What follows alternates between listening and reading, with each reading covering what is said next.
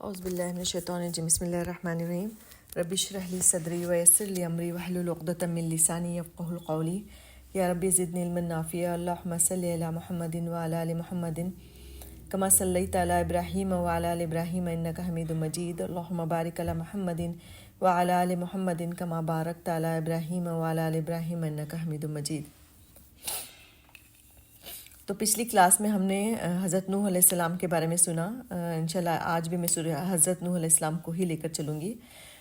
پچھلی کلاس میں ہم نے جانا کہ کس طرح حضرت نوح علیہ السلام نے 950 سال تک پورے صبر اور ہمت اور ثابت قدمی کے ساتھ اپنی قوم کو کس چیز کی دعوت دی؟ توحید کی دعوت دی۔ ہم نے یہ جانا نا کہ شرک جو ہے حضرت نوح علیہ السلام کے زمانے سے ہی سٹارٹ ہوا تھا، تو اللہ تعالیٰ نے حضرت نوح علیہ السلام کو توحید کی دعوت دینے کے لیے مبعوث فرمایا تھا۔ اس سے پہلے کے انبیاء جو ہے توحید کی دعوت نہیں دیتے تھے، کیونکہ ظاہر سی بات ہے سب توحید پر ہی قائم تھے۔ تو لیکن ہم نے یہ بھی جانا کہ کس طرح ان 950 سال تک نسل در نسل نے جو ہے حضرت نوح علیہ السلام کا انکار کیا، نہ صرف انکار کیا بلکہ ان کو ستایا، ان کے پر ظلم و ستم ڈھائے، ان کا مذاق بنایا، ان کو پریشان کیا، سب کچھ کیا، لیکن اس کے باوجود حضرت نوح علیہ السلام جو ہے مسلسل پورے صبر کے ساتھ جو ہے ان کے درمیان توحید کی دعوت کا کام کرتے رہے۔ لیکن پھر ایک وقت ایسا آیا کہ حضرت نوح علیہ السلام نے جو ہے اللہ تعالیٰ سے دعا کی، بلکہ بد دعا کی۔ حضرت نوح علیہ السلام نے کہا، فرمایا کہ قال ربی ان قومی کذبون، کہ پروردگار میری قوم نے مجھے جھٹلایا، فافتح بینی و بینہم فتحا، سو تو میرے اور ان کے درمیان ایک کھلا فیصلہ کر دے، وَنَجِّینِی وَمَن مَعِیَ مِنَ الْمُؤْمِنِین، اور مجھے اور میرے ساتھیوں کو ان سے نجات دے۔ تو حضرت نوح علیہ السلام نے بالآخر 950 سال، ایک طویل عرصے کے بعد حضرت نوح علیہ السلام نے کیا اللہ تعالیٰ سے دعا کی کہ اب جو ہے فیصلہ تو کر دے میرے اور ان کے درمیان، تو اللہ تعالیٰ فیصلہ فرما دے، فاصلہ کر دے، اور جو ہے مجرموں کو مجھے ان کے جرم کی سزا دے۔ تو اس طرح سے جب انہوں نے دعا کی تو اس طرح کیا ہوا، بد دعا کی تو اس طرح کیا ہوا، ان کی جو قوم اتنے سالوں سے کفر میں، گناہ میں، اناد میں، اللہ کے نبی کا انکار اور ان کے ظلم و ستم کے گناہوں میں تو تھی ہی، اب ساتھ میں جو ہے نبی کی بد دعا کا وبال بھی ان پر آ پڑا۔ تب اللہ تعالیٰ نے کیا کیا، جب حضرت نوح علیہ السلام نے بد دعا کی تو اللہ تعالیٰ نے فوراً حضرت نوح علیہ السلام کو مخاطب کر کے کہا کہ اچھا ٹھیک ہے، آپ جو ہے نا ایک کشتی بناؤ۔ کشتی بنانے کا حکم دیا۔ یہ ایک بہت بڑا بحری جہاز تھا۔ کشتی بھی کیسی تھی؟ کوئی معمولی کشتی نہیں تھی، ایک ایسی کشتی، ایک ایسی شپ تھی وہ، جس کی مثال نہ اس سے پہلے موجود تھی، نہ اس کے بعد آج تک جو ہے کسی نے اتنی مطلب ہیوج، اتنی بڑی جو ہے کشتی کسی نے بنائی ہو۔ تو جب حضرت نوح علیہ السلام بنانے لگے اللہ تعالیٰ کے حکم پر، تو لوگ ان کا مذاق بناتے تھے، ان کی کھلی اڑاتے تھے کہ یہ کیا ہو رہا ہے، مطلب یہ تم پانی تو ہے نہیں، اتنی بڑی چیز کیا بنا رہے جو پانی میں چلنے کی ہے، اس طرح کا مذاق بناتے تھے۔ تو وہ کہتے ہوں گے حضرت نوح علیہ السلام کہ اللہ کا عذاب آنے والا ہے، اس کے بچاؤ کے لیے اللہ تعالیٰ نے مجھے یہ حکم دیا ہے، تو اس کا بھی مذاق جو ہے اس وقت ان کی قوم کے لوگوں نے بنایا۔ لیکن ان کو مطلب یہ ہے کہ دیکھیں کہ کفر جو ہے، شرک دماغ کو، سوچ کو اتنا اندھا کر دیتی ہے کہ ان کو سمجھ میں نہیں آتی وہ چیزیں، اچھی موٹی موٹی چیزیں، عقل والی چیزیں جو ہے سمجھ میں نہیں آتی۔ تو ان کو سمجھ میں نہیں آ رہی تھی، ایک تو سمجھ میں نہیں آتی، دوسرا وہ حضرت نوح علیہ السلام کا بے انتہا مذاق بھی بنا رہے تھے۔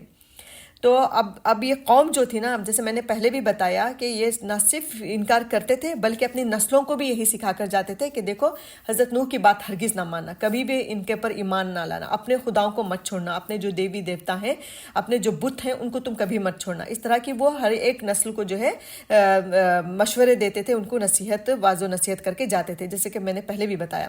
تو آگے بھی دیکھیں کہ ان کے بارے میں آتا ہے کہ قیامت کے دن بھی وہ جو ہے جھٹلائیں گے نبی کا، اتنا مطلب اتنے ان کے اندر شرک اتنا رچ بس گیا ہے کہ مر کر ملیا مٹ ہو گئے، مٹی میں مل گئے۔ اس کے باوجود ہزاروں سال کے بعد جب اللہ تعالیٰ حشر کے میدان برپا کرے گا، اس وقت ہے نا، اب سب کو یہ بات پتہ ہوگی کہ اللہ تعالیٰ حشر کے میدان میں ہر نبی سے پوچھے گا کہ کیا تم نے میرا پیغام لوگوں تک پہنچایا؟ پھر جب وہ کہیں گے کہ ہاں ہم نے پہنچا دیا، تو پھر اللہ تعالیٰ ان کی ان کی قوم سے پوچھے گا کیا میرے نبی نے تم تک بات پہنچا دی؟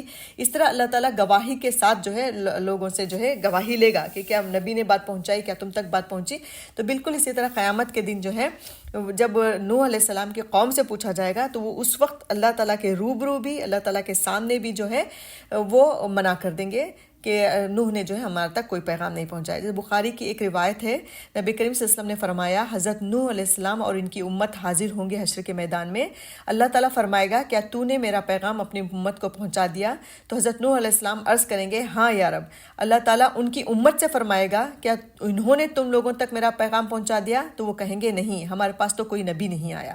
سوچے کہ شرک جو ہے کتنی عقل کو مار دے. شرک اتنی قبیح بیماری ہے، اتنا قبیح گناہ ہے کہ وہ اللہ کے روبرو جہاں پہ اللہ کے مرضی کے خلاف ایک پتہ نہیں ہلے گا، وہاں پہ انسان کا کوئی اختیار نہیں ہوگا. اس کے باوجود وہ جو ہیں جھوٹ بولیں گے اللہ رب العزت کے سامنے کہ نوح نے جو ہے میرے تک پیغام نہیں پہنچا. لیکن چونکہ اللہ تعالیٰ انصاف کا ترازو وہاں پہ لیا رہے گا، اسی وجہ سے کسی کو اللہ تعالیٰ ایک مطلب بغیر دلیل کے، بغیر پروف کے، بغیر کسی گواہ کے جو ہے اللہ تعالیٰ کوئی فیصلہ وہاں پہ نہیں سنائے گا. حالانکہ اللہ تعالیٰ کو سب پتہ ہوگا، لیکن بس ایک حجت تمام کرنے کے لیے.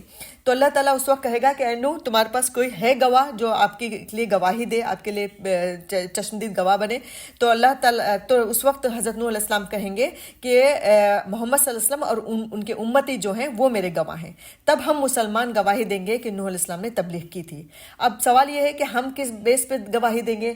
ہم جو ہے ہمارے پیارے نبی صلی اللہ علیہ وسلم کی گواہی کی بنیاد پر گواہی دیں گے. نبی صلی اللہ علیہ وسلم بھی گواہی دیں گے اور ہم بھی گواہی دیں گے. وہ ایک بنیاد تو ہماری کیا ہوگی؟ نبی صلی اللہ علیہ وسلم کی گواہی. دوسری بنیاد جو ہے ہمارا علم ہوگا، جو ہمارے قرآن کے ذریعے، جیسے کہ اب ہم نے سورہ نوح کی پوری آیت، میں نے پورا سورہ لاسٹ ٹائم تلاوت کر کے اس کا ترجمہ میں نے بتایا. اس میں کیا بتایا؟ اس میں سورہ حضرت نوح علیہ السلام کے اوپر جو 950 سال انہوں نے تبلیغ کی اور ان کی قوم نے کیسے جھٹلایا، یہ سب ہم نے قرآن ہی سے تو سیکھا ہے. تو قرآن کے علم کی بنیاد پر ہم جو ہے حشر کے میدان میں گواہی دیں گے کہ حضرت نوح علیہ السلام نے اپنے قوم تک اپنا پیغام پہنچا دیا تھا، بلکہ پورے اتمام کے ساتھ، پورے کمال کے ساتھ جو ہے، پوری صلاحیت کے ساتھ، پوری قوت کے ساتھ انہوں نے ان کے سامنے پیغام رکھا، لیکن انہوں نے نہیں مانا. تو یہ بات یہ ہے کہ شرک ایک ایسی چیز ہے جو انسان کو کتنا ڈھیٹ بنا دیتی ہے، اس کی سوچنے اور سمجھنے کی صلاحیت کو کتنا ختم کر دیتی ہے، اس کے اندر کتنی جو ہے بے باکی اور بے شرمی، بے حیائی پیدا کر دیتی ہے کہ اللہ رب العزت کے سامنے بھی جو ہے وہ جھوٹ بولنے سے ایک قدم پیچھے نہیں ہٹائیں گے. تو دیکھیں یہ حال ہوتا ہے شرک کا. اور شرک کہاں سے پیدا ہوا؟ بدعت سے، رائٹ.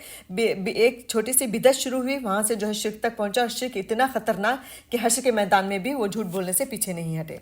تو اس طرح دیکھیں. تو پھر دیکھیں کہ وہ جو کشتی اللہ تعالیٰ نے حضرت نوح علیہ السلام کو بنانے کا حکم دیا تھا، تو وہ کشتی جو بنا رہے تھے تو وہ بالکل پورے اللہ تعالیٰ کی رہنمائی میں بنا رہے تھے.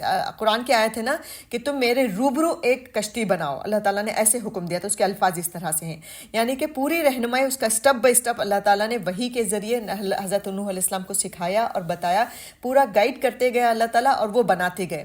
اس کے سلسلے میں آتا ہے امام سوری رحمۃ اللہ علیہ بیان کرتے ہیں کہ اللہ تعالیٰ نے حضرت نوح علیہ السلام کو 80 ہاتھ لمبی کشتی بنانے کا حکم دیا اور کہا کہ اسے اندر اور باہر سے تارکول لگائیں اور اس کا اگلا حصہ خمدار بنائیں. خمدار مطلب نوکیلا ہو، تاکہ وہ پانی کو چیرتے ہوئے وہ کشتی جو ہے آگے بڑھے. تو اس کا پورا ڈیزائن، اس کا میٹیریل، اس کی ہر چیز کی رہنمائی اللہ رب العزت نے حضرت نوح علیہ السلام کو کی تھی.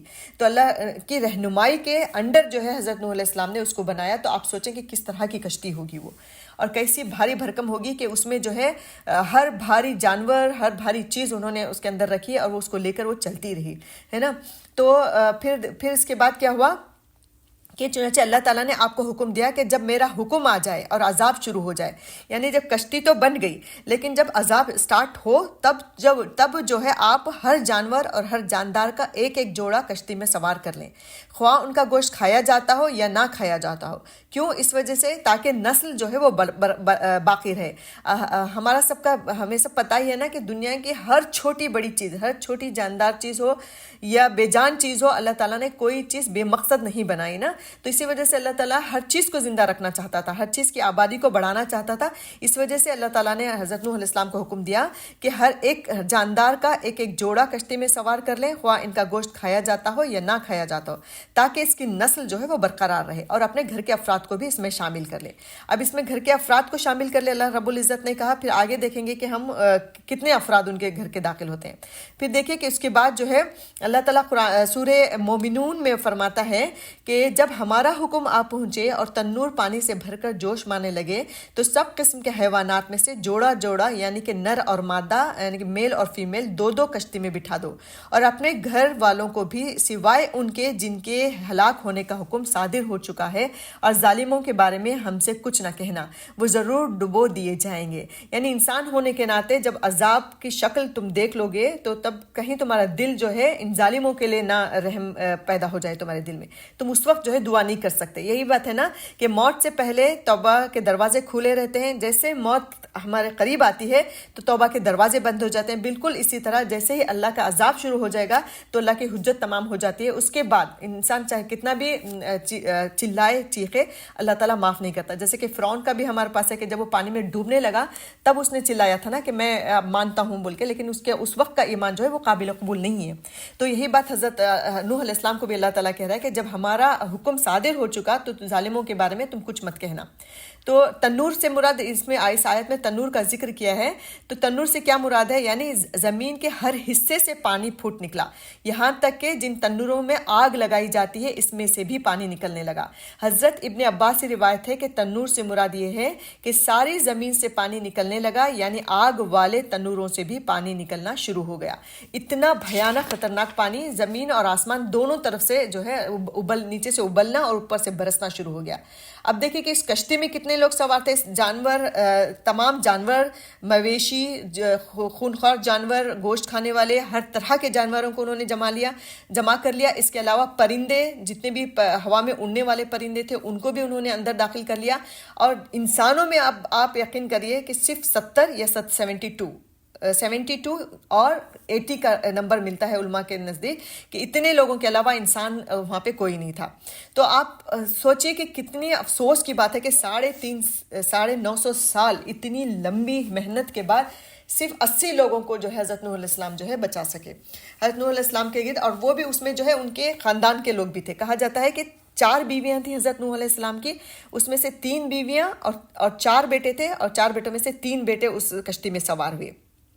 اور کچھ جو ہے غریب طبقے کے لوگ تھے جو حضرت نوح علیہ السلام کو مانا، جنہوں نے ان کے اوپر ایمان لے کر آئے.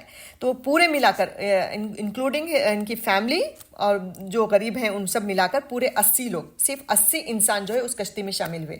اور انہی 80 لوگوں سے اللہ تعالیٰ نے جو ہے آگے نسل کو بڑھایا اور آگے جو ہے دنیا بڑھی. باقی کے ساروں کو تہس نہس اللہ تعالیٰ نے کر دیا، سارے کے سارے کو، جتنے بھی اس 80 کے علاوہ تھے.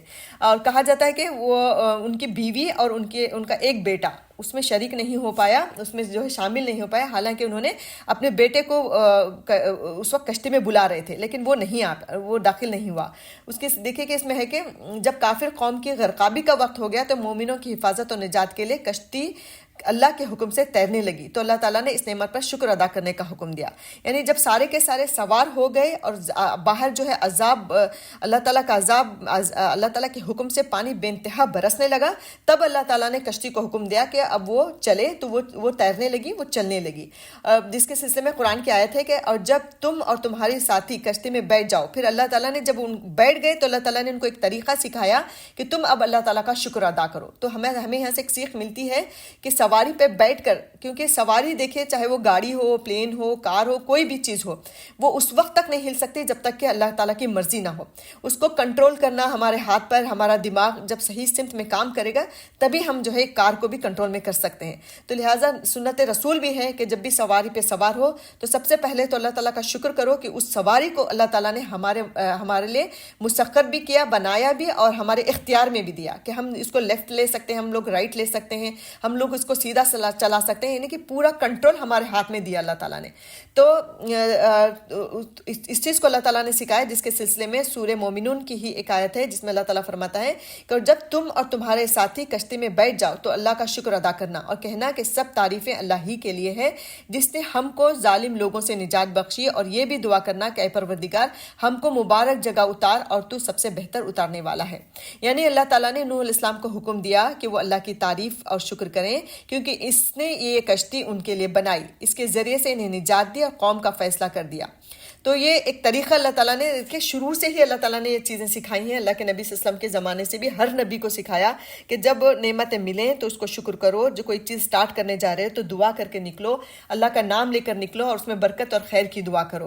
تو آگے ایک اور آیت میں اللہ تعالیٰ فرماتا ہے, سورہ زخرف کی آیت ہے جس کا ترجمہ ہے کہ جس نے تمام قسم کے حیوانات کیے, جس نے تمام قسم کے حیوانات پیدا کیے اور تمہارے لیے کشتیاں اور چارپائے بنائے جن پر تم سوار ہوتے ہو تاکہ تم ان کے پیٹھ پر چڑھ بیٹھو, اور جب اس پر بیٹھ جاؤ تو اپنے پروردگار کے احسان کو یاد کرو اور کہو کہ وہ ذات پاک ہے جس نے اس کو ہمارے زیر فرمان کر دیا اور ہم میں طاقت نہ تھی کہ اس کو بس میں کر لیتے, اور ہم اپنے پروردگار کی طرف لوٹ کر جانے والے ہیں. تو اسی طرح سب کو حکم ہے کہ کام کی ابتدا میں دعا کی جائے تاکہ اس میں خیر و برکت حاصل ہو اور اس کا انجام اچھا ہو. جیسے کہ نبی صلی اللہ علیہ وسلم کو ہجرت کے لیے جب نکل رہے تھے ان کو بھی یہ دعا سکھائی گئی تھی, اور کہ کہو پر اے پروردگار مجھے جہاں لے جا سچائی کے ساتھ لے جا, اور جہاں سے بھی نکال سچائی کے ساتھ نکال, اور اپنے ہاں سے زور و قوت کو میرا مددگار فرما. تو جب بھی ہم سواری پر بیٹھیں ضرور اس بات کا احساس کریں کہ یہ اللہ کی مرضی, اور اگر نہیں ہو تو ہمارا دماغ کہیں بھی پھر بھی سکتا ہے, گاڑی بھی کہیں بھی پھر بھی سکتی ہے. دیکھیں اچھے خاصے نکلتے ہیں, اتنے بڑے بڑے ایکسیڈنٹس ہو جاتے ہیں, بریک فیل ہو جاتا ہے, کچھ نہ کچھ ضرور ہو جاتا ہے. تو گاڑی میں جس گاڑی پر بھی سوار ہو تو اللہ کو ضرور یاد کرنا چاہیے. اللہ تعالیٰ کا احسان ہے کہ اس گاڑی کو ہمارے پاور میں اللہ تعالیٰ نے دیا, ورنہ اتنی لمبی لمبی مسافت ہم چل کر یا جو ہے کیسے ہم دوڑ کر سکتے تھے, ہے نا. تو یہ سب اللہ تعالیٰ کی نعمتیں ہیں. پھر آگے دیکھیے کہ اس طوفان کی کیفیت کیسی تھی. اس کے بارے میں خود اللہ تعالیٰ فرماتا ہے کہ وَهِيَ تَجْرِي بِهِمْ فِي مَوْجٍ كَالْجِبَالِ, اور وہ ان کو لے کر طوفانوں کی لہریں میں چلنے لگی. جب کشتی چلنے لگی تو اس کی لہریں جو تھیں, اس کی جو ویوز تھیں پانی کی, وہ پہاڑوں کی مانند تھی. ایک ایک ویو جیسے ایسا لگ رہا تھا کہ پہاڑ کھڑے ہوں. مطلب آپ کتنا تورات میں آتا ہے کہ ان لہروں کی جو پانی کی جو ویوز تھیں اس کی اونچائی جو ہے 25 اور یا 26 فیٹ اونچی تھی. اتنی اونچی جو ہے لہریں اٹھ رہی تھیں. تو اس کی وجہ یہ تھی, کیا وجہ تھی کہ اتنی اونچی کہ پانی بہت زیادہ تھا. ایک ہوتا ہے نا جب پانی کتنی بھی تیز بارش ہو, آپ دیکھیں کہ جتنی بھی تیز بارش ہو تو ہمیں ایسا لگتا ہے کہ وہ برس رہا ہے, رائٹ, جیسے تار سا ایک دھاری سے ہمیں نظر آتی ہے, رائٹ, کتنی بھی تیز بارش ہو. لیکن یہ جو حضرت نوح علیہ السلام کے اوپر جو بارش ہو رہی تھی وہ کیسی تھی, جیسے انڈیل رہا ہو اللہ تعالیٰ پانی, جیسے آسمان کے دروازے کھول دیے, جیسے مٹکا ہو, مٹکے کا ڈھکن ہٹا کے جیسے انڈیلتے ہیں, تو کیسے ایک لہری اتنی موٹی سی لہر, جتنا مٹکے کا منہ ہوگا اتنی بڑی لہر, رائٹ. تو بالکل ایسے ہی آسمان کے گویا کہ اللہ تعالیٰ ایسا لگ رہا تھا کہ آسمان کے مشکیزیں اللہ تعالیٰ نے کھول دیے ہوں, آسمان کے دروازے کھول دیے ہوں, اور اوپر سے پانی دھڑ سا مطلب ایک دم انڈیلا جا رہا, اور نیچے زمین سے ابل رہا تھا پانی. بتایا نا کہ تنور, جیسے کہ آگ کے جو تنور ہوتے ہیں اس میں سے بھی پانی بہہ کے نکل رہا تھا. تو چاروں طرف سے پانی بہہ کر نکل رہا تھا. تو اسی وجہ سے جو ہے کیا کہتے ہیں کہ وہ پہاڑوں کی مانند جو ہے اس کی لہریں تھیں. تو یہی بتایا کہ بارش, ایسی بارش جو ہے نہ کبھی اس سے پہلے ہوئی نہ اس کے بعد دیکھی جائے گی. یوں لگتا تھا جیسے کہ مشکوں کے منہ کھول دیے گئے ہیں اور اللہ تعالیٰ کے حکم سے زمین پر ہر راستے اور ہر قلعے سے پانی پھوٹ کر نکلا ہو. جیسے کہ اللہ تعالیٰ فرماتا ہے سورہ قمر میں کہ تو نوح نے اپنے پروردگار سے دعا کی کہ الہی میں ان کے مقابلے میں کمزور ہوں, تو ان سے بدلہ لے. بس ہم نے زور کی بارش سے آسمان کے دہانے کھول دیے اور زمین میں چشمے جاری کر دیے, تو پانی ایک کام کے لیے جو مقدر ہو چکا تھا جمع ہو گیا, اور ہم نے نوح کو ایک کشتی پر جو تختیوں اور میخوں سے تیار کی گئی تھی سوار کر لیا, اور ہماری آنکھوں کے سامنے وہ چلتی تھی. یہ سب کچھ اس شخص کے انتقام کے لیے کیا گیا جس کو کافر مانتے نہ تھے. تو دیکھیں حضرت عبداللہ ابن عباس رضی اللہ عنہ فرماتے ہیں کہ پانی کثرت سے نکل آیا, یعنی مشرق سے مغرب تک ساری زمین کا جتنا چوڑائی اور جتنی لمبائی تھی اس میں سب پانی تھا. میدانوں, پہاڑوں, صحراؤں, چٹیل میدانوں میں ہر جگہ پانی تھا, جس کے نتیجے میں ہر زندہ چیز ہلاک ہو گئی. ایک چیز اللہ تعالیٰ نے اس ٹائم باقی نہ رکھی, ایک زندہ شخص, ایک زندہ جانور, کوئی چیز بچی نہیں اس وقت سوائے ان کے جو کشتی میں سوار تھے. ایک ایک کو اللہ تعالیٰ نے تباہ و برباد کر دیا. جب تک سارے کے سارے نہ مر گئے تب تک نہ آسمان سے بارش رکی نہ زمین سے پانی رکا. تو ایسی تباہی, ایسا خطرناک طوفان تھا. کس کے نتیجے میں؟ شرک کے نتیجے میں، نافرمانی کے نتیجے میں، انکار کے نتیجے میں، نبی کا انکار کرنے کے نتیجے میں، ہے نا. اور وہ شرک اور یہ تمام برائیاں کہاں سے شروع ہوئی تھی؟ دیکھیں کتنا کم وقفہ ہے. حضرت آدم سے لے کر حضرت نوح علیہ السلام کا 10 جنریشن کا، صرف 10 جنریشن میں اتنی خطرناک بیماریاں، اتنی خطرناک گناہ ان لوگوں کے اندر پنپ گئے کہ اللہ تعالیٰ کو اتنا بڑا عذاب لانا پڑا، اور لا کر صرف اپنے اچھے بندوں کو چھانٹ کر اللہ تعالیٰ نے الگ کیا اور ساری کی ساری لوگوں کو تباہ و برباد کر دیا.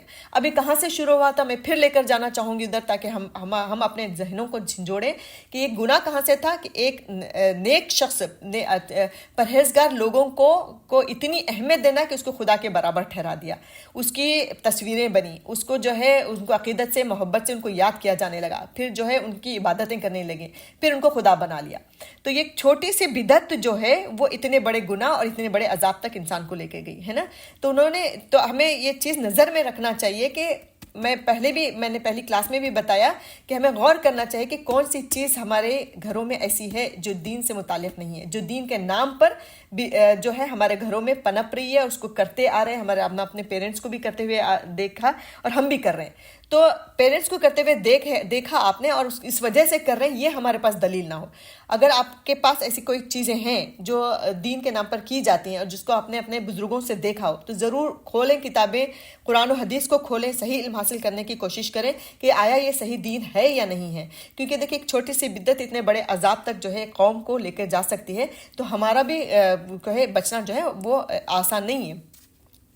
تو پھر حضرت نوح علیہ السلام نے کیا کیا؟ اس وقت جب وہ پورا باہر تباہی جب مچی ہوئی تھی، پانی ہی پانی تھا، تو اس وقت جو ہے حضرت نوح علیہ السلام نے اپنے بیٹے کو پکارا، جو کہ کشتی سے الگ تھا، کہ بیٹا ہمارے پاس سوار ہو جا. قرآن کی آیت ہے جس کا ترجمہ ہے کہ اس وقت نوح نے اپنے بیٹے کو پکارا کہ بیٹا ہمارے ساتھ سوار ہو جا اور کافروں میں شامل نہ ہو. اس نے کہا کہ میں ابھی پہاڑ سے جا لگوں گا، وہ مجھے پانی سے بچا لے گا. انہوں نے کہا آج اللہ کے عذاب سے کوئی بچانے والا نہیں اور نہ کوئی بچ سکتا ہے مگر جس پر اللہ رحم کرے. اتنے میں دونوں کے درمیان ایک لہر حائل ہو گئی اور وہ ڈوب کر رہ گیا. یہ نوح کا بیٹا جو تھا اس کا نام یام تھا. دیکھیں نوح علیہ السلام کے 4 بیٹے تھے، یام، سام، حام اور یافس. سام، حام اور یافس جو ہے وہ کشتی میں سوار ہو گئے تھے، اور یام جو ہے وہ پانی میں ڈوب گیا تھا، جس کا نام کنان بھی علماء کہتے ہیں کہ اس کا نام کنان بھی تھا. اس نے کیا کیا؟ کفر کو اختیار کیا اور اس نے اپنے باپ کے سچے دین کو قبول نہیں کیا، اس لیے وہ ہلاک ہونے والے میں شامل ہو گیا. جبکہ آپ کا دین و مذہب قبول کرنے والے نجات پا گئے، ہے نا. تو یہ ایک پوائنٹ یہاں پہ یہ بھی ملتا ہے کہ چاہے وہ بیٹا ہو، چاہے وہ کتنا بھی خونی رشتہ دار ہو، اگر وہ دین کو قبول نہیں کرتا، اگر وہ ایمان نہیں لاتا، تو وہ ہلاک ہی ہوگا. اس کا جو ہے صرف اس وجہ سے کہ وہ نبی کا بیٹا ہے، اس وجہ سے اللہ تعالیٰ اس کو نجات نہیں دے سکتا، ہے نا. پھر یعنی جب زمین پر کوئی ایسا انسان باقی نہ رہا جو اللہ کے سوا کسی کی عبادت کرتا، تو اللہ تعالیٰ نے زمین کو کیا کیا؟ پھر رکنے کا حکم دیا، پانی کو روکا، آسمان کو بارش برسانے سے روکا اللہ تعالیٰ نے. جب سارے کے سارے تباہ و برباد ہو گئے، تہس نہس ہو گئے، سب کچھ مر گیا، تب اللہ تعالیٰ نے جو ہے حکم دیا کہ اب رک جاؤ. اور جیسے کہ قرآن کی آیت ہے، کہا کہ حکم دیا گیا کہ اے زمین اپنا پانی نگل جا اور اے آسمان تھم جا. تو پانی خشک ہو گیا، تو پانی کیا ہے؟ وہ خشک ہو گیا اور کام تمام کر دیا گیا، اور کشتی کو جودی پر جا ٹھہری اور کہہ دیا گیا کہ بے انصاف لوگوں پر لعنت ہے. یعنی کہ یہاں پہ جا کے جو ہے عذاب اللہ تعالیٰ نے روکا، جب سب کچھ سارے نافرمان لوگ، سارے کافر لوگ، جتنے بھی مشرک لوگ تھے جو دنیا سے ختم ہو گئے، تو اللہ تعالیٰ نے حکم دیا کہ اب پانی جو ہے اب رک جاؤ. پھر بارش جب رک گئی تو وہ کشتی جو ہے ایک جودی پہاڑ ہے وہاں پہ جا کے رک جاتی ہے. پھر وہاں سے جو ہے جب پانی پورا خشک ہو جاتا ہے تو حضرت نوح علیہ السلام کو حکم دیا جاتا ہے کہ اب آپ نیچے اتریں. جب وہ نیچے اترتے ہیں ساری چیزوں کو لے کر، تو وہاں سے اللہ تعالیٰ دوسری نسل چلاتا ہے جو کہ توحید پر قائم تھی. توحید وہی ہوا پھر کہ شیطان تو خیر کھلا ہوا دشمن ہی ہے، اور وہ لگا ہی ہوا ہے انسان کے ساتھ کہ کئی نسلیں گزریں، تو پھر دوبارہ سے اس نے جو ہے لوگوں کے درمیان شرک بھی شروع کر دیا، بے حیائی، بے شرمی، عریانیت، سب کچھ دوبارہ سے اس نے سٹارٹ کر دیا. اس سے پہلے تک کہا جاتا ہے کہ جتنا آپ دیکھیں کہ 10 جنریشن کی آبادی کتنی ہو سکتی ہے، اتنی بڑی دنیا میں تو نہیں پھیل سکتی نا. جہاں پہ حضرت نوح علیہ السلام تھے وہیں اسی خطہ، وہ کتنا بڑا تھا وہ ہمیں نہیں پتا، لیکن بہت زیادہ آج جو دنیا ہے اتنی बड़ी तो दुनिया नहीं थी। तो जितनी भी थी उस वक्त, जितने भी इंसान थे, अल्लाह ताला ने सब कुछ बर्बाद कर दिया था। यानी कि हज़रत आदम अलैहिस्सलाम का जो बेटे काबिल से जो नस्ल चली थी, जो बुरी नस्ल चली थी, वो भी ख़त्म हो गई थी उस वक्त। नए सिरे से इसी वजह से कहा जाता है ना, आदम सानी कहा जाता है ना हज़रत नूह अलैहिस्सलाम को। वहाँ से नई नस्ल भी शुरू हुई और नई नबूवत भी शुरू हुई। सब कुछ अल्लाह ताला ने सब कुछ दोबारा से नया नया जो है लोगों को दिया, और सारा लोग अच्छाई पे चलते रहे, दीन तौहीद पर चलते रहे, और उनके अंदर जो है अच्छाइयाँ नेकियाँ सब कुछ था। फिर जो है आगे चलते चलते जब जनरेशन और बढ़ता गया, दुनिया बढ़ती गई, फिर से दोबारा जो है बुराई बढ़ती चली गई। कहा जाता है कि हज़रत नूह अलैहिस्सलाम के जो 3 बेटे थे, साम, याफिस और हाम, इन्हीं तीनों के बेटों से जो है, बच्चों से जो है पूरी दुनिया की आबादी आगे बढ़ती गई। और उसमें से जो 3 बच्चे थे, उसमें से साम जो थे, उन्हीं की औलाद से जो है तमाम अनबिया पैदा हुए। हज़रत इब्राहिम अलैहिस्सलाम उन्हीं की औलाद में से हुए, तो हज़रत इब्राहिम अलैहिस्सलाम उन्हीं की औलाद में से पैदा हुए। तो इसका मतलब हज़रत मूसा, हज़रत ईसा, मोहम्मद सल्लल्लाहु अलैहि वसल्लम सब उन्हीं की औलाद में से। यानी कि बनी इसराइल और अरब, ये सारे के सारे जो है साम की औलाद हैं। इसीलिए इनको सेमेटिक रेस कहा जाता है ना, वो कहा था ना एंटी सेमेटिक वगैरह, ये सब जो है यूरोप में आप सुनते होंगे इस तरह के। तो ये पूरे जनरेशन जो है वो साम ही की औलाद है। और इसके अलावा हाम जो है, वो हाम की औलाद में ये अफ्रीका, इंडिया, कप्ती लोग जो है अफ्रीका के, ये तमाम लोग इनकी औलाद से कहा जाता है। और याफिस जापान, चीन और याजूज माजूज वगैरह याफिस की कौम से थे। तो ये हुआ, और एक बेटा तो उनका जो है उसमें हलाक हो गया। तो खैर पता चला कि हज़रत नूह अलैहिस्सलाम के बाद जो है नूह अलैहिस्सलाम के इन 3 बेटों से जो है जनरेशन चलती गई, जो कि अब तक चली जा रही है और क़यामत तक रहेगी। और इन्हीं में नबी भी पैदा हुए, इन्हीं में सल्फ़ सालिहीन भी पैदा हुए, और इन्हीं में जो है शैतान सिफत लोग भी पैदा होते चले गए। तो इस तरह जो है दुनिया आगे बढ़ती गई। तो ये पूरा हज़रत नूह अलैहिस्सलाम की तारीख़ थी, जो कि मैंने आप लोगों के सामने रखी। उसके सिलसिले में देखिए चंद चीज़ें मैं आप लोगों के सामने रखूंगी कि इस पूरे वाक़े से हमें क्या चीज़ हम जो है अपने साथ लेकर यहाँ से उठ सकते हैं। पहली चीज़ ये कि हज़रत नूह अलैहिस्सलाम का जो दावत का तरीक़ा था, दीन की दावत, देखिए मेरे पर और आपके पर, हमें हर मुसलमान उम्मत के हर फ़र्द पर जो है वो दावत दीन का फ़र्ज़ है। उसके पर फ़र्ज़ है कि वो अम्र बिल मारूफ का काम करे, नहीं अनिल मुनकर का काम करे, लोगों को बुराई से रोके, भलाई का हुक्म दे। इसके बारे में अल्लाह ताला ज़रूर हमारे से सवाल करेगा। जिस तरह के 5 वक्त नमाजों के बारे में सवाल करेगा, बिल्कुल इसी तरह जो है इसके बारे में भी क्वेश्चन होगा कि हमने कहाँ तक दीन को लोगों तक पहुंचाया। तो इसी वजह से हज़रत नूह अलैहिस्सलाम की ज़िंदगी से हमें ये तरीक़ा मिलता है कि किस तरह हमें दावत का काम करना चाहिए। कैसे 950 साल तक, एक लंबा अरसे तक, यानी कि हमें 1-2 दिन बोलकर या 1-2 बार बोलकर थक नहीं जाना चाहिए लोगों को। देखिए मेरी फील्ड अलग हो सकती है, आपकी फील्ड अलग हो सकती है, आपका तरीक़ा अलग हो सकता है, मेरा तरीक़ा अलग हो सकता है, लेकिन काम हमारा एक ही मकसद होना चाहिए कि हमें अल्लाह के दीन की तरफ लोगों को बुलाना है। अगर आप में से किसी का सामना किसी काफिर से हो, जो मुशरिक से हो सकता है, या हमारा किसी में से किसी का सामना जो किसी बिदती से हो सकता है, किसी मज़ार परस्त से हो सकता है। तो जो भी जिस लेवल का भी शिर्क में, जिस लेवल की भी बिदत में है, जिस लेवल की भी आपको दीन की दावत देनी है, आपको हज़रत नूह अलैहिस्सलाम से बहुत सारी चीज़ें मिल सकती हैं। सबसे पहली चीज़ ये है कि थकना नहीं है, चाहे कितने भी अरसा हो, हमें बेजार नहीं होना है, हमें थकना नहीं है, हमें हथियार नहीं डालना है। हत्तल इम्कान, जब तक हमारे जान में जान है, हमारे जिस्म में जान है, रूह है, हमें उस वक्त तक जो है, अगर हम अपने इर्द गिर्द किसी मुशरिक को देखते हैं या किसी बिदती को देखते हैं, हमारे ख़ानदान में कोई है जो मज़ार परस्ती का कायल है, तो उसको जाकर बताएं, उसको जाकर बोलने की कोशिश करें, निहायत अखलाक के साथ, किरदार के साथ, उसके साथ अच्छे बिहेवियर के साथ जाके हम उसको बताने की कोशिश करें। पहली चीज़ तो ये मिलती है कि चाहे कितना भी लंबा अरसा हो, हमें थकना नहीं चाहिए। दूसरी चीज़, हज़रत नूह अलैहिस्सलाम ने किस तरह दावत दी, बहुत ही नरम मिजाजी के साथ, बहुत ही खुश मिजाजी और खुश अखलाक़ी के साथ। उन्होंने कभी हथियार नहीं उठाए, उन्होंने कभी 900 साल एक लंबे अरसे तक उन्होंने बददुआ नहीं की, कोई बुरे अल्फाज उन्होंने नहीं किया, रिश्ते नहीं काटे, उनसे कतई ताल्लुक़ नहीं किया, बल्कि उनको क्या है, बड़ी हिकमत के साथ अकली दलाइल उनके सामने पेश किया। अकली दलाइल क्या उनके सामने पेश किए थे कि उन्होंने कहा ना कि आपने कौम को अल्लाह ताला की बेशुमार नेमतों और बेपनाह एहसानात याद दिलवाए, और कहा कि क्या सूरज, क्या वो ज़ात अल्लाह की ज़ात नहीं है जिसने जो है सूरज को रोशन बनाया और चाँद को जो है मुनव्वर किया, क्या उसने तुम्हारे लिए ज़मीन को जो है बिछौना बनाया। इस तरह की दलाइल उन्होंने हज़रत नूह अलैहिस्सलाम ने अपने कौम के सामने रखी। तो इसी तरह अकली दलाइल हमें लोगों के सामने रखना है, उनको बताना है कि ये जो कब्रों قبروں میں سو رہے انسان ہیں وہ بھی انسان ہی ہیں ہماری طرح. وہ کچھ سن نہیں سکتے, وہ کچھ بول نہیں سکتے, تو وہ تمہاری دعائیں کیسے قبول کریں گی, ہے نا. تو ہم نے ان کو بتانا ہے کہ یہ اللہ کی ذات ہے جو تمہیں اولاد دیتی ہے, جو تمہیں کھانا پینا دیتی ہے, جو بارش برساتی ہے. یہ قبروں میں سونے والے لوگ نہیں ہیں جو تمہاری دعاؤں کو قبول کرتے ہیں. اب دیکھیں کہ اتنے زیادہ بدعت میں, مزار پرستی میں ہمارا معاشرہ گھس گیا ہے کہ ان کو اتنی بھی یہ نہیں ہوتی, کہ اتنی بھی عقل نہیں ہے کہ ہم ان کے پاس جا کے کیا مانگتے ہیں, اولاد مانگتے ہیں, نرینہ اولاد چاہیے, جاب چاہیے, ایسی بڑی بڑی چیزیں مانگتے ہیں. وہ تو چھوٹی چیز دینے پہ بھی قادر نہیں ہے. تو ان کو جو ہے بہت حکمت کے ساتھ ایسی چیزیں, ایسے قرآن کی ایسی مثالیں دے کر ان کو سمجھایا جائے کہ دیکھو اللہ تعالیٰ کی ذات ہے جو یہ سب کچھ کرنے والی. یہ جو اس قبر میں سو رہا انسان ہے وہ انسان ہی ہے اور وہ مر چکا ہے. تو اس طرح کی عقلی دلائل شاید رکھنے کی وجہ سے, اور حضرت نوح علیہ السلام کا بھی 950 سال تک یہی طریقہ رہا. وہ اللہ تعالیٰ کی احسانات ان کے سامنے گنواتے رہے, اللہ تعالیٰ کی نعمتیں گنواتے رہے, اور وہ گنواتے ہی رہے 950 سال تک. تو آپ کی بھی انتھک محنت انہوں نے کی, بے مثال دعوت دی. لیکن اب ایک اور چیز ان کی دعوت سے ہمیں ملتی ہے کہ اتنی انتھک محنت کے باوجود, اتنی عقلی دلائل کے ساتھ, اتنے صبر و ضبط کے ساتھ دعوت دینے کے باوجود دوسرے لوگ تو آ گئے, لیکن ان کی خود کی بیوی اور خود کا بیٹا اس جو ہے دین میں نہیں آ سکا, ہے نا. تو یہ بھی ہمیں ذہن میں رکھنا ہے کہ ہو سکتا ہے کہ مطلب یہ ہوتا ہے نا کہ شیطان آپ کو ہر طرح سے اٹیک کرے گا. میں مثال کے طور پہ میں ہی دین کا کام کر رہی ہوں, میں تھوڑا بہت درس و تدریس کرتی ہوں. تو اگر میں نے دیکھا کہ میرا کوئی بچہ بہک رہا ہے, بھٹک رہا ہے, تو میں سوچوں کہ میں کیا کام کروں دین کا, میں کیوں لوگوں کو بتاؤں جبکہ میرے بچے ہی میری بات نہیں سن رہے, ہے نا. اس طرح کہلوا کر, یہ بات آپ کے ذہن میں ڈال کر شیطان آپ کو اس کام سے روک سکتا ہے. ہمیں نہیں رکنا ہے. حضرت نوح علیہ السلام کی بہترین مثال ہے. انہوں نے دیکھا اپنی بیوی اور بچے کو, لیکن انہوں نے یہ نہیں سوچا کہ جب میری بیوی اور میرا بیٹا ہی نہیں مان رہا تو میں کیا لوگوں میں دین کا کام کروں. وہ نہیں رکے, انہوں نے ہتھیار نہیں ڈالا.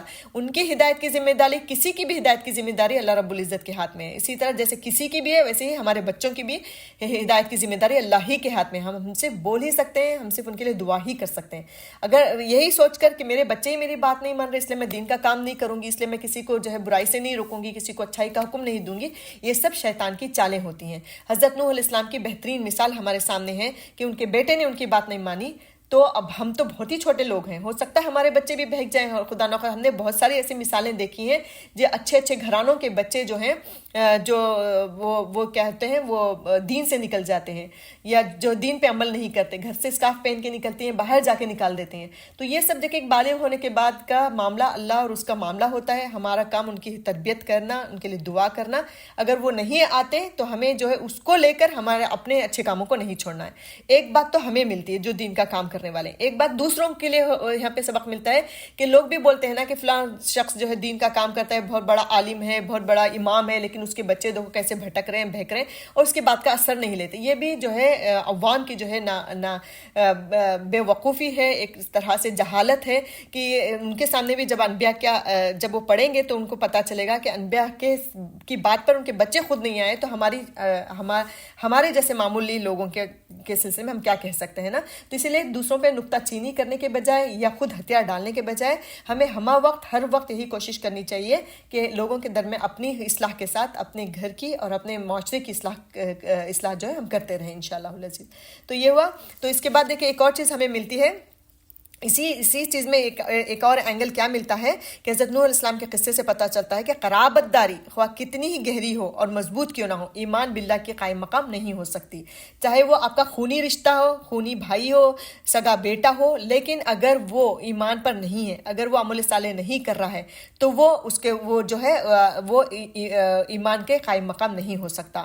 بلکہ ہر شخص اپنے قول و عمل کا خود ذمہ دار ہوگا. اگر وہ ایمان نہیں لاتا اور اللہ کے باغیوں کے ساتھ رہتا ہے تو پھر ناکامی ہی اس کا مقدر بنے گی. حضرت نوح علیہ السلام کا سلبی بیٹا تھا, وہ خاص بیٹا تھا, اپنا خونی بیٹا تھا, اور ان کی اپنی بیوی تھی جس کی جو کہ ایمان کی دولت سے محروم رہ گئے. جبکہ ایمان لانے والے کون تھے ان کے ساتھ؟ بہت سارے اجنبی لوگ تھے جن کا ان سے کوئی خونی رشتہ نہیں تھا, خونی تعلق نہیں تھا. تو اس سے معلوم ہوتا ہے کہ قرابت داری جو ہے, رشتہ داری جو ہے, ایمان باللہ کی قائم مقام ہرگز نہیں ہو سکتی.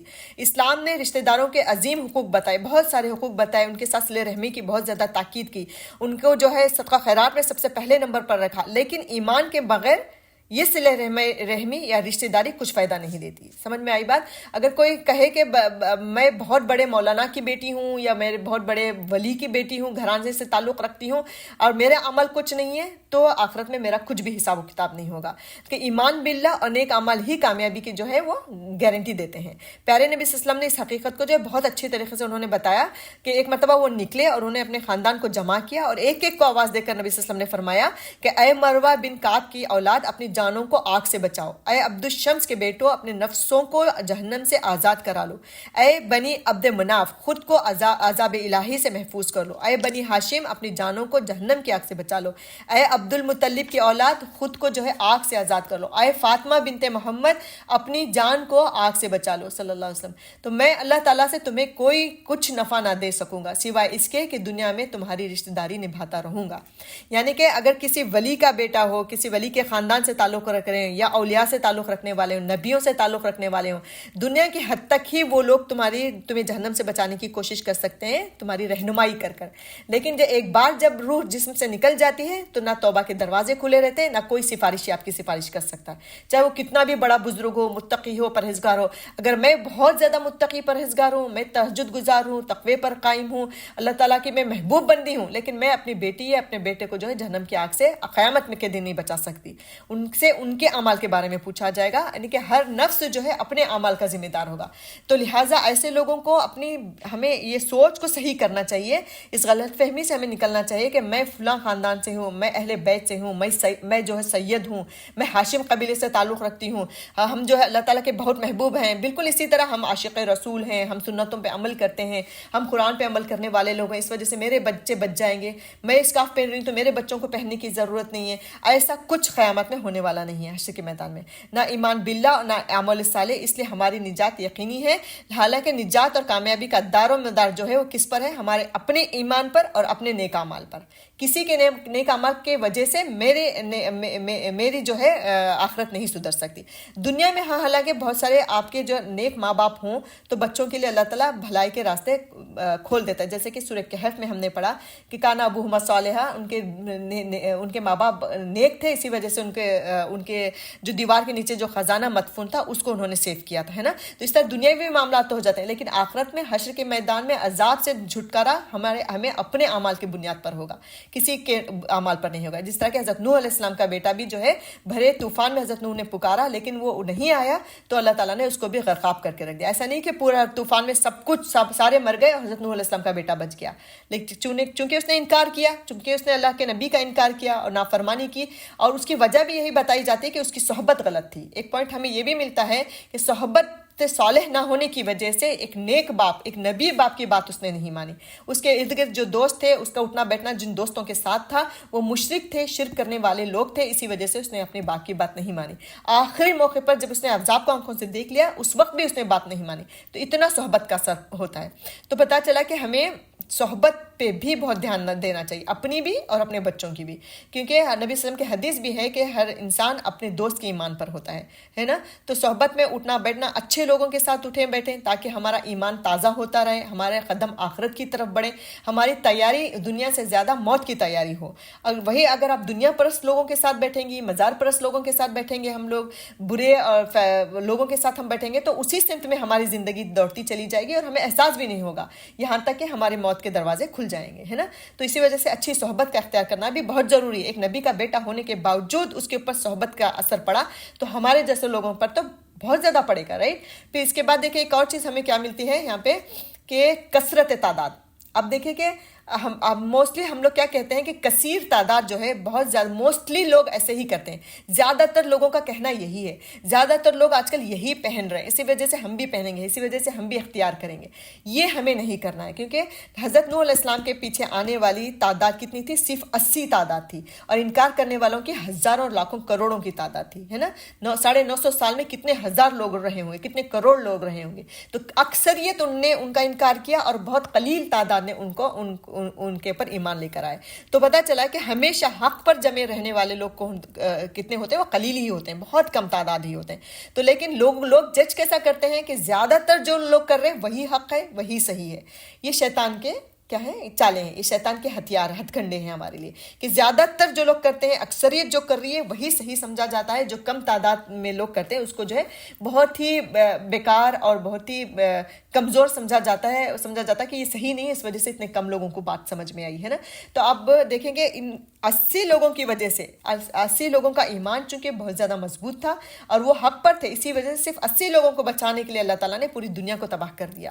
تو ایسا ایمان ہمارے اندر ہونا چاہیے، ایسی مضبوطی ہمارے اندر ہونا چاہیے اچھے کیریکٹرز کو لے کر، اچھی چیزوں کو لے کر۔ اس لیے پہلے چھان بین کریں کہ کیا چیز صحیح ہے، صرف یہ دیکھ کر کہ کثرت تعداد کدھر ہے اس طرف ہمیں نہیں مڑنا ہے، ہمیں یہ چھاننا ہے کہ حق کیا ہے، صحیح کیا ہے، سچ کیا ہے، غلط کیا ہے۔ یہ چیزیں دیکھ کر جب ہم اس پر جم جاتے ہیں اللہ تعالیٰ سے دعا کرتے ہوئے، تو اللہ تعالیٰ ایسی مدد ہمارے ساتھ کرتا ہے کہ دیکھیں کہ 80 لوگوں کے لیے اس نے پوری دنیا کو تباہ و برباد کر دیا، دوبارہ سے نیا جنریشن شروع کر دیا۔ یہ تمام چیزیں ہمارے ساتھ بھی ممکن ہیں، ہم اگر ایمان ہمارا مضبوط ہو۔ جیسے کہ حضرت نبی کریم صلی اللہ علیہ وسلم کی جنگ بدر کے سلسلے میں دیکھ لیں کہ 313 مسلمان تھے اور 1000 سے زیادہ جو ہے 1000 کے تک جو ہے کفار تھے، اور ان کے پاس پوری ہتھیار تھے، پورا وہ ان کے پاس ویپنز تھے، اس وقت کے جدید ویپنز ان کے پاس تھے، اور نبی صلی اللہ علیہ وسلم اور نبی صلی اللہ علیہ وسلم کے ساتھی صرف 313 اور بغیر ہتھیاروں کے، لیکن ایمان ان کا مضبوط تھا، بہت اسٹرانگلی وہ کھڑے ہوئے تھے ایمان کے پر۔ اللہ کے پر جتنا جیسا آپ کا بھروسہ ہوگا ویسے اللہ تعالیٰ آپ کا ساتھ دے گا، اور ہوا کیا کہ 313 مسلمانوں کو اللہ تعالیٰ نے فتح نصیب فرمائی۔ تو بالکل اسی طرح، اور اس سے بھی بڑی چیز یہاں پہ دیکھیں کہ 80 لوگوں کے لیے اللہ تعالیٰ نے پوری دنیا کو تباہ و برباد کر دیا۔ تو آج کے ڈیٹ میں بھی چاہے آس پاس کتنی بھی برے حالات ہو، کیسے بھی مخالف سمت ہو، اسلام کو لے کر، دین کو لے کر کتنے بھی غلط چیزیں پھیلائی جا رہی ہوں، لیکن ہمارا دین اور ہمارا ایمان جو ہے وہ مضبوط ہونا چاہیے، بہت اسٹرانگلی۔ ہم اگر لباس پہن رہے ہیں تو کیوں پہن رہے ہیں یہ ہمیں معلوم ہونا چاہیے، ہمارا لباس ایسا ہے تو کیوں ہے یہ ہمیں معلوم ہونا چاہیے، تاکہ ہم لوگوں کے سامنے جا کر شرمندہ نہ ہو، وہاں پہ جا کے جھجک ہمارے اندر نہ پیدا ہو نا۔ جتنا اسٹرانگلی ہم علم کے ساتھ ان چیزوں کو اختیار کریں گے اتنا اسٹرانگلی ہم اس چیز پر قائم رہ سکیں گے۔ تو یہی ہوا، تو اللہ تعالیٰ ایسے ہی جو ہے ہماری بھی مدد کر سکتا ہے نا۔ پھر آگے دیکھیں کہ اسی سلسلے میں نبی کریم صلی اللہ علیہ وسلم نے فرمایا کہ نبی صلی اللہ علیہ وسلم نے جب دیکھا نا کہ نبی صلی اللہ علیہ وسلم کے بھی فالوورز جو تھے بہت کم تھے مکہ میں، رائٹ، بہت کم لوگ تھے، تو وہ لوگ بہت مطلب کبھی کبھی ان لوگوں کے اندر بھی پریشانی ہو جاتی تھی کہ ہم لوگ اتنے کم ہیں، اتنے کم لوگ دین کی طرف آ رہے ہیں۔ تو ان کو تسلی دیتے ہوئے نبی صلی اللہ علیہ وسلم نے ایک مرتبہ فرمایا تھا کہ مجھ پر پہلی امتیں پیش کی گئیں تو میں نے دیکھا کہ ایک نبی کے ساتھ 10 سے کم ان کے فالوورز تھے، 10 سے بھی کم ان کے فالوورز تھے، کسی کے ساتھ 1 یا 2 ایمان والے تھے اور کسی کے ساتھ 1 بھی مومن نہیں تھا۔ یعنی ایسا ہوا ہے ہمیشہ، جب بھی حق کی آواز لے کر اٹھے ہیں انبیاء یا کوئی بھی انسان جب اٹھتا ہے تو اس کے پیچھے، صحیح بات کے پیچھے بہت کم تعداد میں لوگ جاتے ہیں۔ تو ہمیں اس مغالطے میں نہیں پڑنا ہے کہ کثیر تعداد جو ہے وہ زیادہ صحیح ہے اور کم تعداد جو ہے وہ جو ہے ہمیشہ غلطی پر ہوتی ہے۔ تو ہمیں علم کی بنیاد پر ہمیں جو ہے جانچ اور پڑتال کرنا چاہیے۔ پھر دیکھیں تو یہ بری صحبت کا میں نے بتا دیا کہ بری صحبت کی وجہ سے جو ہے کتنا زیادہ نقصان ہو سکتا ہے۔ تو اور ایک اور بات یہ ہے کہ جو بت پرستی کرتے ہیں یا جو مزار پرستی کرتے ہیں، ان کے سامنے ہم حضرت نوح علیہ السلام کا یہ واقعہ پورا کا پورا رکھ سکتے ہیں کہ دیکھو کہ وہ جو قوم تھی جس کے پر عذاب نازل ہوا، وہ کس کی پوجا کرتے تھے؟ وہ بتوں کی پوجا کرتی تھی، رائٹ۔ اور وہ بت کون تھے؟ وہ نیک بزرگوں کے بت تھے، انہی کے نام پر تھے، ہے نا، نیک بزرگوں کے نام پر ہی بت تھے۔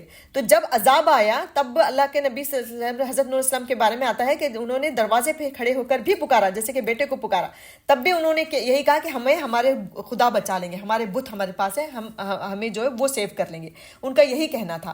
تو ہم آج کے لوگوں کے سامنے یہ چیز رکھ کے، یہ واقعہ رکھ کے کہہ سکتے ہیں کہ اس وقت جب وہ طوفان آیا تو نہ اس وقت ان کے وہ بزرگ کام آئے، نہ ان کے وہ بزرگوں کی دعائیں کام آئی، نہ ان کے وہ کرامات کام آئی، نہ ان کے وہ بت کام آئے، ہے نا، کوئی بھی کام نہیں آیا۔ جب اللہ کا عذاب آتا ہے تو یعنی کہ پورا کا پورا اختیار، طاقت اللہ کے ہاتھ میں ہے، دینا، لینا، چھیننا، نوازنا، سب کچھ اللہ رب العزت کے ہاتھ میں ہے۔ تو تم کدھر جا رہے ہو؟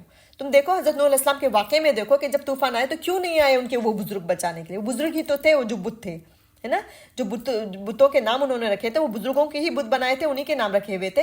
تو آپ جو بزرگوں کو پوجا کرتے ہیں ان کو بھی کہہ سکتے ہیں، جو بتوں کو، اگر کوئی بہت کلوز فرینڈ ہے ہندوؤں میں جو بتوں کی پوجا کرتے ہیں، جن کے اس میں آپ حکمت سے بات رکھ سکتی ہیں، تو یہ واقعہ بھی آپ ان کے سامنے رکھ کے بیان کر سکتے ہیں کہ دیکھو اس طرح سے۔ تو یہ چیز ہمیں ملتی ہے، لیکن جب عذاب الہی آیا تو یہ لکڑی، پتھر کے اندھے، بہرے، گونگے اور عقل سے شعور، یہ تمام معبود، ان کی کوئی ایک ذرہ برابر بھی وہاں پہ مدد نہیں کر سکا۔ تو لہٰذا مدد صرف اللہ رب العزت ہی کر سکتا ہے، جس نے پیدا کیا، جس نے دنیا کو بنایا، جو رزق دیتا ہے، وہ سب ایک ہی ذات ہے اور وہ اللہ تعالیٰ کی ذات ہے۔ دیکھیے کہ اللہ تعالیٰ نے حدیث میں آتا ہے کہ جب تمہیں جوتے کے تسمے کی ضرورت پڑے، یعنی کہ لیس کی، جو جوتے میں شوز میں جو لیس ہوتا ہے اس کی ضرورت بھی پڑے تو وہ بھی تم اللہ سے مانگو۔ اور جبکہ ہمارے لوگ مزاروں پہ جا کے کیا مانگتے ہیں؟ اولادیں مانگتے ہیں۔ کتنی بڑی چیز مانگ رہے ہیں وہ۔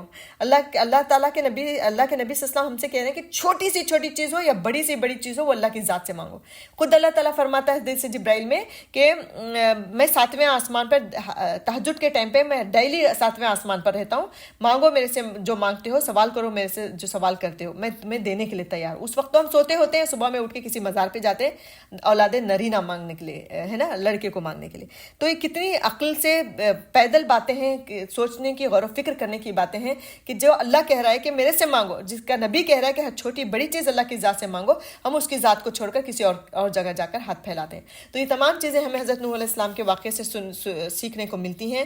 تو اللہ تعالیٰ جو ہے اس طرح کی حکمتیں ہمیں دے، اس طرح کا صبر و ضبط عطا فرمائے حضرت نوح علیہ السلام کی طرح، اور جو ہے اس طرح کی بدعت، شرک اور تمام اس طرح کے غلط گناہوں سے اللہ تعالیٰ ہمیں بچائے، ان تمام چیزوں سے بچاتے ہوئے اور دین کا کام کرنے والا ہمیں بتائے، بہت ہی ثابت قدمی کے ساتھ لوگوں تک دین کی بات پہنچانے والا بنائے۔ تو ہر نبی کے واقعے سے ہمیں کچھ نہ کچھ ملتی ہے۔ تو آج کے واقعے سے ہمیں یہی لے کر اٹھنا ہے کہ چاہے آپ کتنے بھی نیک ہو سکتا ہے کہ آپ کا بچہ نیک نہ ہو سکتا ہے کہ سامنے والا نیک ہو، اس کا بچہ نیک نہ ہو، تو ہمیں اس کو تانا بھی نہیں دینا ہے، اور نہ ہمیں جو ہے ہمارا بچہ نیک نہیں بنا اس وجہ سے ہمیں ہتھیار بھی نہیں ڈالنا ہے۔ ہمیں دین کا کام کرتے رہنا ہے، امر بالمعروف نہی عن المنکر کا فریضہ انجام دیتے رہنا ہے قیامت تک۔ تو اس کے لیے وہی کہ صحیح علم حاصل کریں اور خود پر عمل کرنے کی کوشش کریں اور دوسروں تک پہنچانے کی کوشش کریں۔ اللہ تعالیٰ ہم سے، میرے سے، آپ سے اور ہمارے بچوں سے، ہمارے نسلوں سے جو ہے اپنے دین کی سربلندی کا کام لے۔